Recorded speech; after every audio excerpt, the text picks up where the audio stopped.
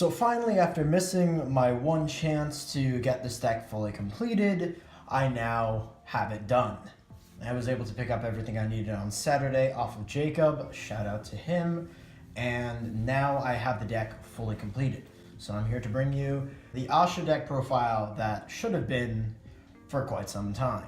Alright, so something to mention, this also assumes that you've seen my other video, Ahsha is the new LUARD, which explains a lot of the concepts and theories behind this deck. I'll go through them again when we get to those certain cards, but for the purposes of this profile, it is assuming that you watched the video so you have a general idea of what this deck is all about and the concepts behind it. So my starter is Elmi, and she's only in here as a placeholder. With Kagero and Link Joker running around like usual, the grade 3 searcher I think is your best option because it can get itself off the board and give you some potential value because they do run 8 grade 3s in this deck, so you have a decent chance of trying to fetch them out. And of course, if you already have a 3, it can give you your correct ride target or some stride fodder. It can give you value, but for now, Elmi being here is nice. If she is untouched on your first stride, she can give you a lot of value because she can clone targets and bounce them back to your hand. So you can use her to target your Vanguard, clone it, and then bounce that grade 3 back to your hand at the end of your turn. So you have something for ultimate stride. And we have our main grade 3 for Blue Ahsha. So she is your outs to Link Joker, and she can give you a lot of value because beginning of ride, you can return a card on your field and a unit from your drop zone. A card, not a unit. And then you can draw one and then choose up to one card from your hand and call it. And her on stride, which is CB1, search your deck for a normal unit with the Bloom ability and you can call it. And then if you have 2 copies, you can countercharge Soul Charge.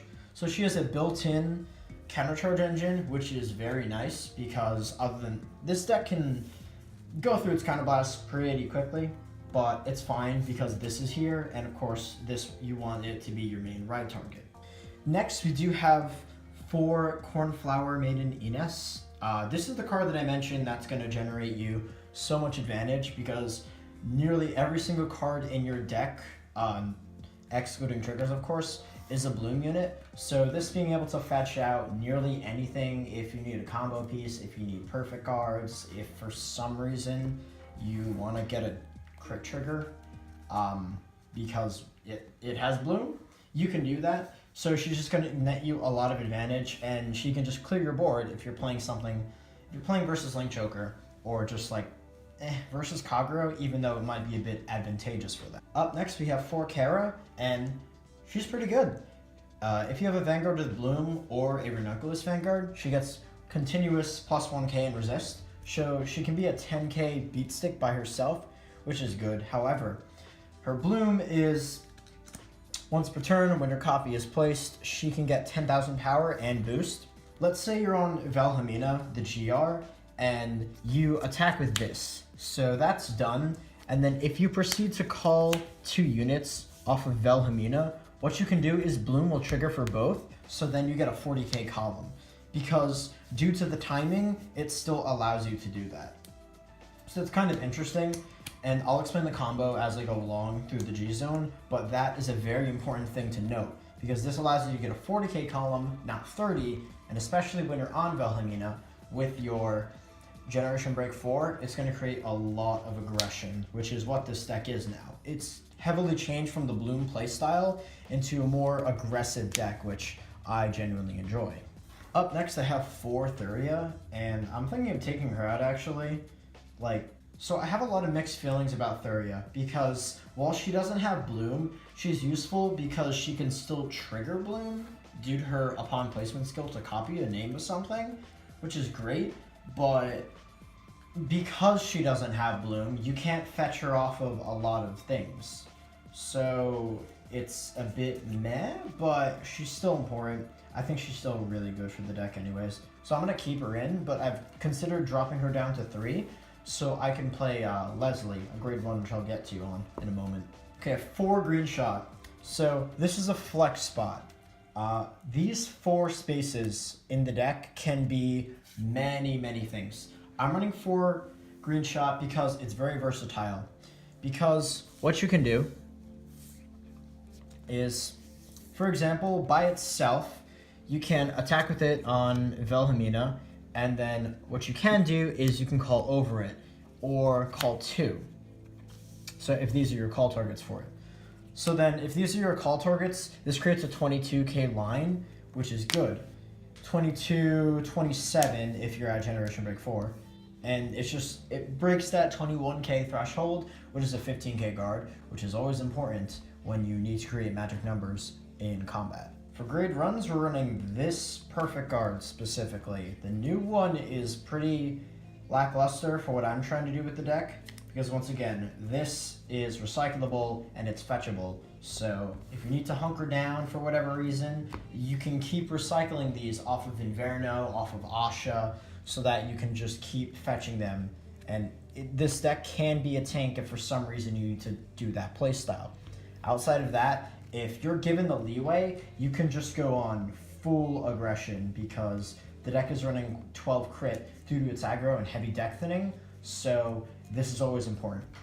You don't need to feel bad about running this over the other ones. If you would want to run the other ones, you can, but honestly I don't, because these are bounceable, which is what really makes them most valuable. For Stride Fodder, of course, this is self-explanatory.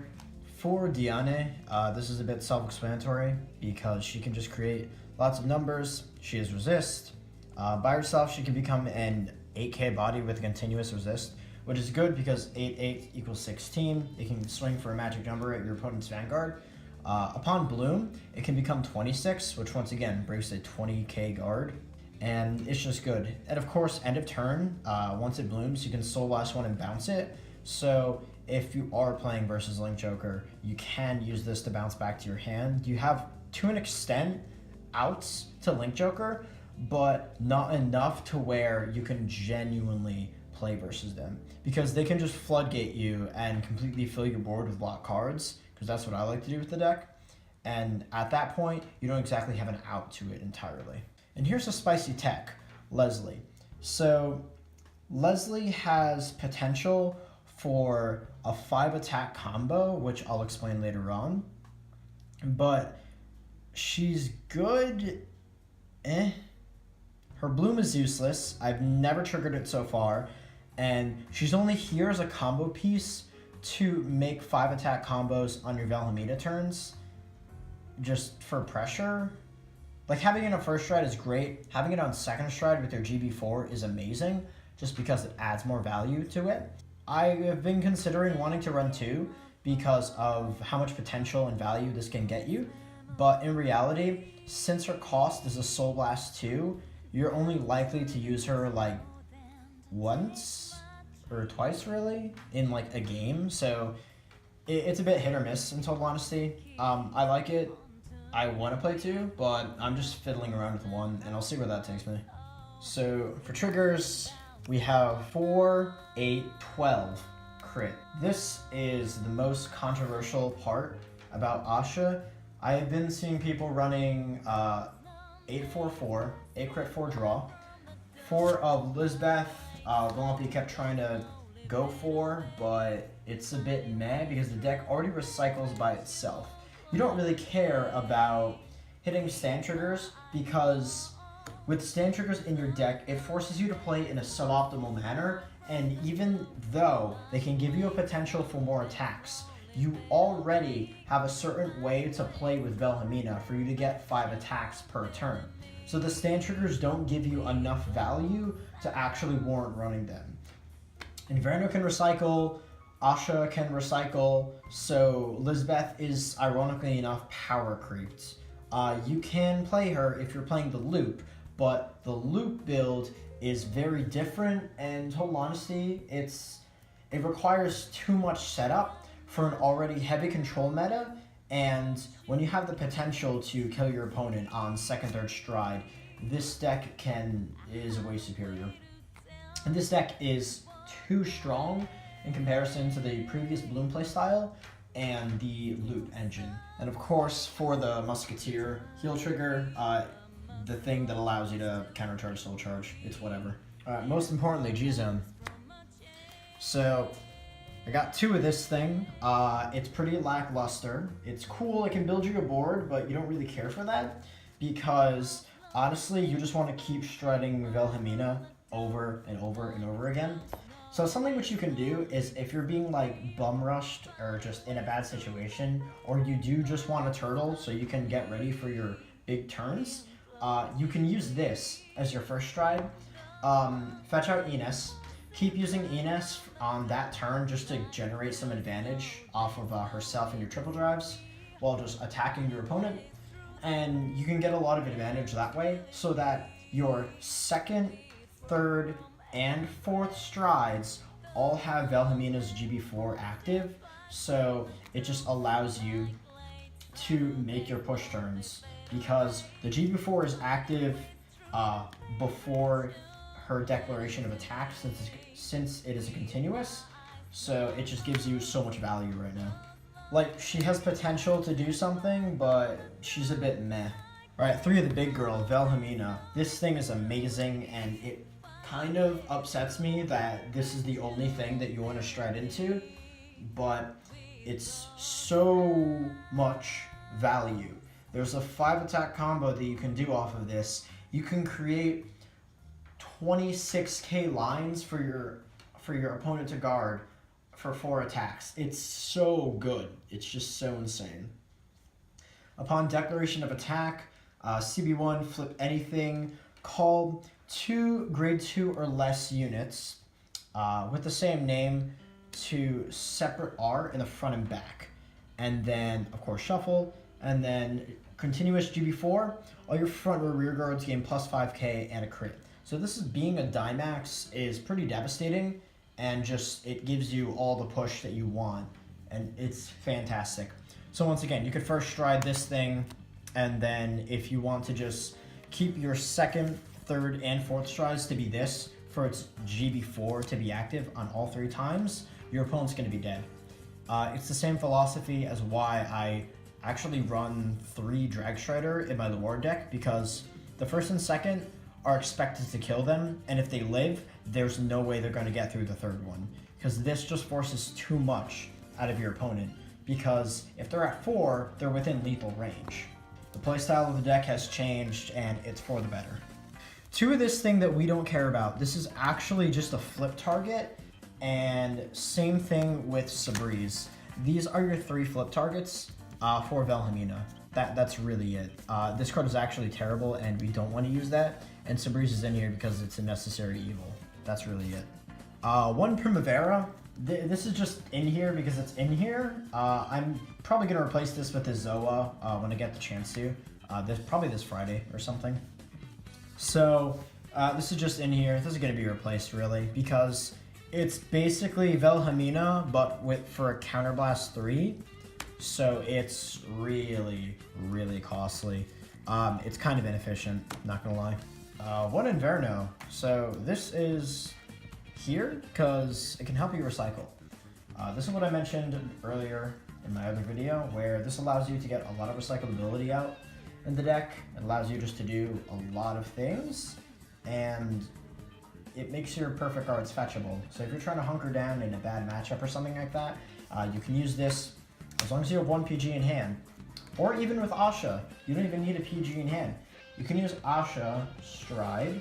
Yeah, you can use Ahsha Stride skill to call this thing, and then that would proc her auto, her GB2.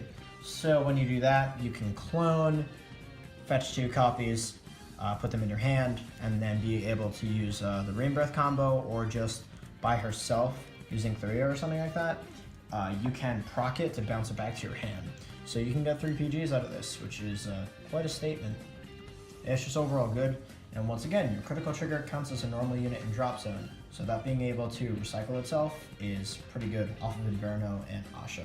1 GB8, I feel like this is standard really for all decks. If anything, it's there if you get there. If not, I don't expect you to. Your opponent is going to be dead on like 3rd stride, like 2nd, 3rd stride Velhamina, really. It's there if you get there. Something interesting which you can do is you can use 2 Velhaminas, use the G-Flip G-Guard to turbo to GB8, use this, And then if they're still not dead, then Zoa. Because you don't have to care if they're at 5 damage when you go into this. Because with the absolute pressure that this deck can bring, being able to just Velhamina, Turbo, use this, then Zoa, there's no way they're going to live. Because unless they can actually recycle the perfect guards, they don't have enough value in hand to guard with.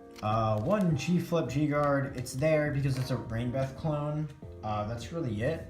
I have 2 Rain Breath, but honestly, I just want to bump this up to 3. So the thing is, I want to bump Miguel up to 3 because he basically is a free, like 35 shield if you have 1 or less rear guards, or if you have 4 more. What that means is either you're losing, you get the shield value, or you're winning and you get the shield value.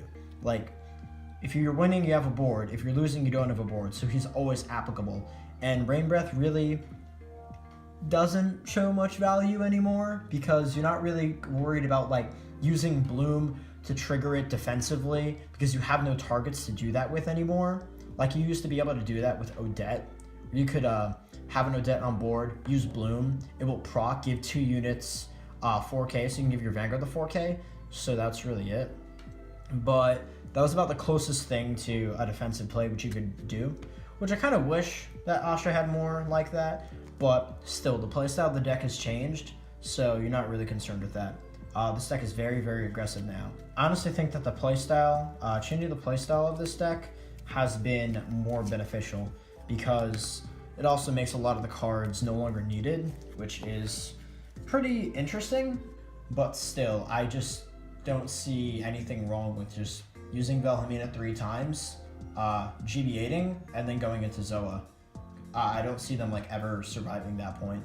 And once again, you run 12 crit, so being able to just hit triggers in the early game to put more pressure on your opponent, so that when you get your multi-attack turns, whether on first stride or second stride, you're still able to get a lot of value out of it.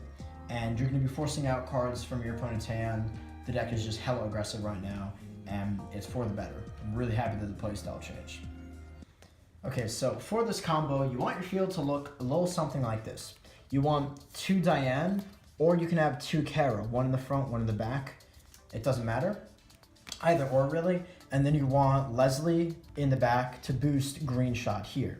So what you can do is you can attack, and you'll have 16 here, because Bloom did not occur.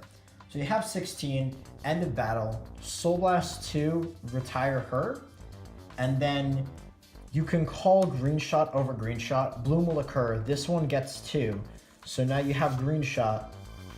So now you have Green Shot at 11. So it still can connect to the Vanguard. So that's fine. Then you want to attack with the right side. And since these 2 are here, Bloom occurred once. So we have 8, 8, 26. Then of course, you'll attack with the Vanguard, and you'll CB1, you'll G-flip anything really. And now, your GB4 is online.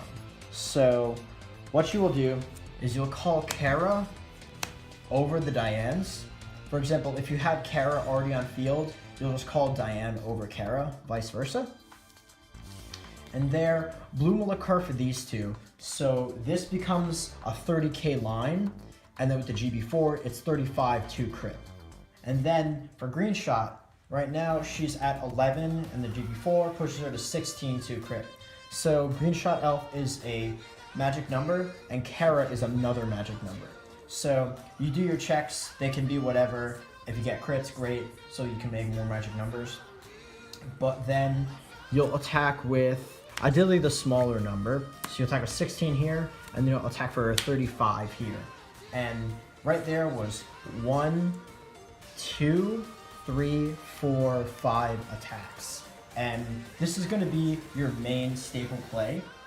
And the only issue is that you do need your targets. You do need your targets in your deck, so you're going to need to be returning things or just knowledgeable of what's in your deck so that you can superior call the correct targets.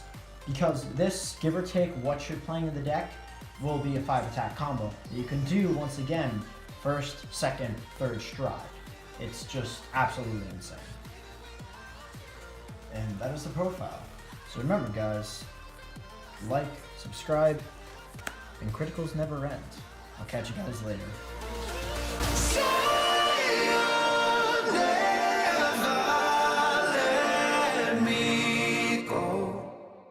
Cause I'm lost without my ritual.